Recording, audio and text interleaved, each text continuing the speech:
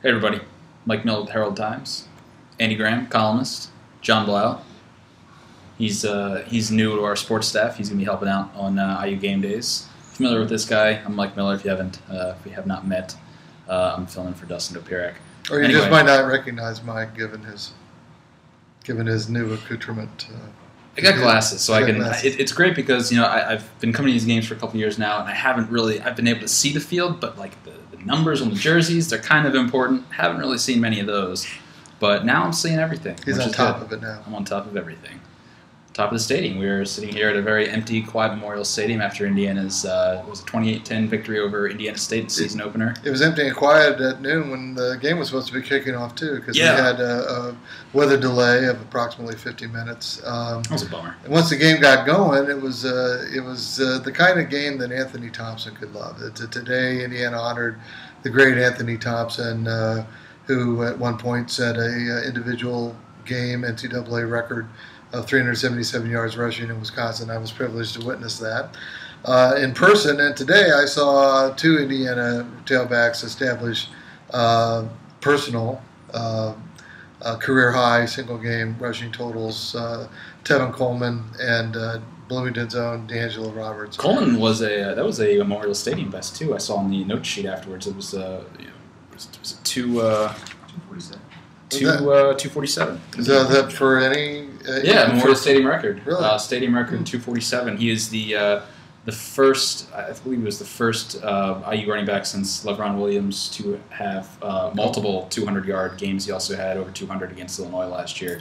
Well, I'll tell you what I say in my column for tomorrow. That this is Indiana State, and let's face it, this was just kind of a shakedown cruise to a W here. Yeah. That let's not blow this game out of proportion one way or the other. I mean, if you're going to evaluate this game, you need to understand that this was basically a glorified scrimmage. Yeah. I mean, Indiana people aren't going to really admit that, although Kevin hedged on that at the end of the game. And, with giving all due respect to Indiana State, right. It's an FCS opponent.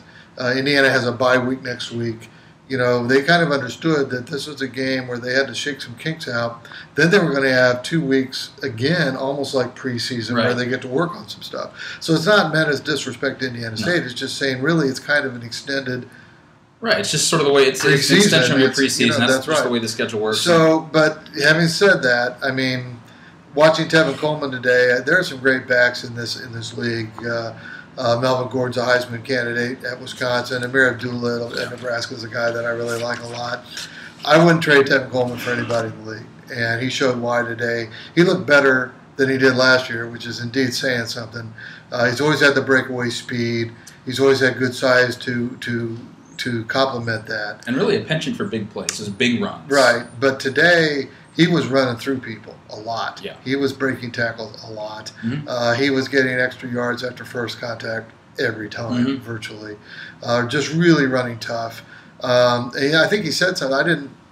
I didn't talk to him personally after the game, but I heard other people who did say that he was very cognizant of the fact that Anthony Thompson was being honored today, and he wanted to run in such a way as to honor him, and I think he did. He said more or less that Anthony Thompson's a great guy, great running back. He wanted to show him that IU has another really good running back right now, and I think he did that. And another guy who really showed up in the backfield for Indiana today was D'Angelo Roberts. You mentioned him.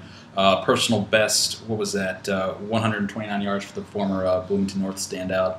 He had a D'Angelo Roberts game today, just tough running off blocker, running off tacklers. He's another guy that got yards after contact. Yeah. I mean, both of those guys were really good, and there were some issues in this game, and we'll get to that. But from an Indiana point of view, I think if fans felt this game was boring or desultory, it was boring. It was very boring. But let's face it, there were two areas that Indiana fans should relish. One of which, it isn't really that often you see IU just run the ball down somebody's throat. Number two, it isn't very often you see Indiana hold anybody to only 10 first downs and only 170 yards of offense, and to only allow points off of turnovers. Yep. I mean, Indiana State got nothing that wasn't created by a turnover. So I think if you're coming in as an IU fan, they didn't score 73 points. Yeah, the passing game wasn't its usual self. However, this was one of those games where it was set up to be that way. They were going to come and run the ball. Indiana State was Not going to allow them to score 73 again. They were dropping 8 in the pass coverage all the time.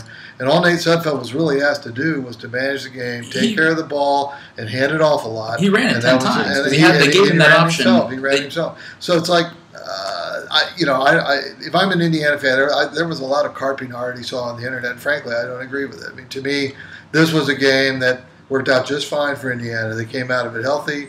They established a running game, and it was a pretty doggone good debut for the defense, too. John wrote, let's get John in here. John wrote about the defense for tomorrow's paper. I mean, John, what did you see from this defense? To me, it looked like this was a unit that it bent quite often at times today, but it never really broke. They didn't give up that big play. They didn't even bend that much. I mean, Indiana State only had 170 yards. They got better as the game went on. I mean, they started. I mean, we're still seeing the same things with missed tackles. I mean, there's questions in the coverage in the secondary. There's still a lot of questions on this defense. It bent a little bit today, but John, what'd you see? Yeah, let me talk, guys. Yeah, I mean, that's basically what we saw. I mean, the first drive, it was 51 yards. Yeah, you missed tackles. You can tell. But, I mean, they really started to, pick it up. I mean, Flo Harden talked after the game about how they've been studying the Seattle Seahawks. Mm-hmm. Just real discipline in terms of don't lead with your head, you're leading with the shoulders. And, I feel like later in the game they were actually tackling in a way that you need to tackle. And the interesting thing is we talked to both Antonio Allen and Bobby Richardson. They said the same exact thing. People asked them, so are you happy with this 10 points of less than 170 yards? It's got to be great, right? And they were like, we want 0 points. That's what we're aiming for. And I mean, considering the way the defense was last year, being the worst unit in the league, scoring defense-wise, 0, that's pretty ambitious. But, they did play at a certain level where it's not completely ridiculous to think they could be much improved. So. Yeah, I agree, and I'm sorry about that. The reason I have the Cal hat, by the way, is because I'm such a big John Calipari fan. Everybody knows this. So this is absolutely false. It is as well. Cal became the first team today. The reason I have this hat is my wife bought it for me in San Francisco and brought it home. That's the reason I have it. It's a man who likes blue hats. I like hats and dark blue hats, and she thought, I thought, sure, I'll wear it. Anyway. Speaking of dark blue hats, the freshmen, that made no sense. We saw plenty of freshmen on the field today, too. There are red shirts, but they're not blue hats. Exactly. You guys, here's, we saw, how many freshmen on the field today was it? It was 11. It was 11, actually. And a lot of the names that we expected to see, and a lot of them figured into the game. Mm-hmm. I saw Tegray Scales make a really great tackle at one point. The tackling got better as the game went along. That was good. But the freshman who played, let's see if I know off the top of my head, Chris Covington took the final snap at quarterback. He's moving from linebacker to quarterback. He was a quarterback in high school. Right. Pretty successful up there in Chicago. So right. And then as far as the wideouts go, Dominic Booth and Simi Cobbs and Jason Harris all played. Let's see, among the linebackers, there was Scales and Greg Gooch. Yeah. Donovan Clark played at corner. Divine Redding played at tailback. Jordan Fuchs played at tight end. Is Fields and then freshman? Who? Fields? Tony Fields and Keontae Walton played at safety. So I think that's 11. Yeah. I might have missed somebody, but all those guys played, and it's really, I think that's another kind of encouraging thing. The staff has a lot of returning players, a lot of experience on defense, and yet they feel, or offense really, either one. And yet they feel 11 of the true freshmen are good enough to get on the field right now. And they want to encourage here at Indiana, they want freshmen to understand that if you're good enough, we'll give you an opportunity right away. Mm-hmm. And that was true again today. All right, so as we start to wrap this one up, just sort of, where they go from here. Obviously, we have the bye week coming up next week, then Bowling Green on the 13th. What's next for this team? It seems like they, like we said, really didn't show their hand at all today. We really didn't get a good look at what's to come from this offense as far as schematically plays, that sort of thing. You mentioned your column.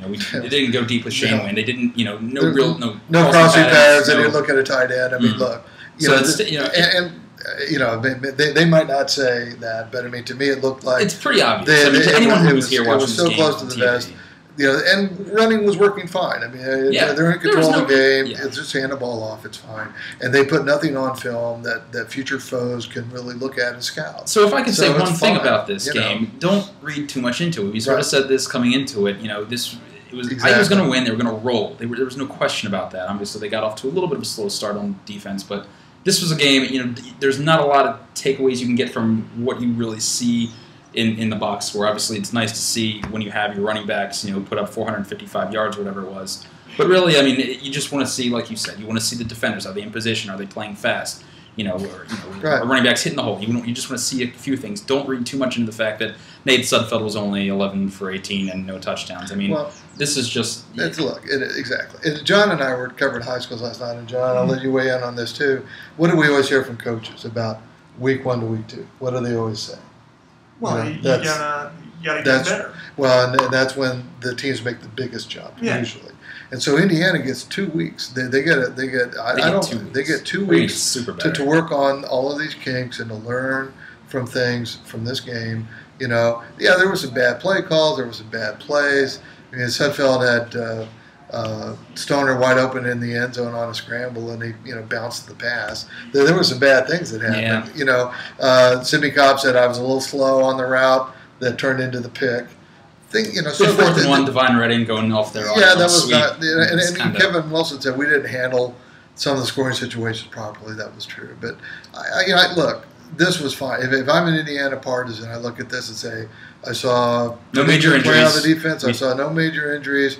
I saw him running the ball between the tackles, behind an offensive line. I think is really good. Really good. And if they complement, look, this is Kevin Wilson. This is still his offense. If they complement the passing game with a running game that works consistently from scrimmage, it's not a bad thing. I think that's coming. We'll see in 2 weeks at Bowling Green. Thanks, guys. Bye, thanks.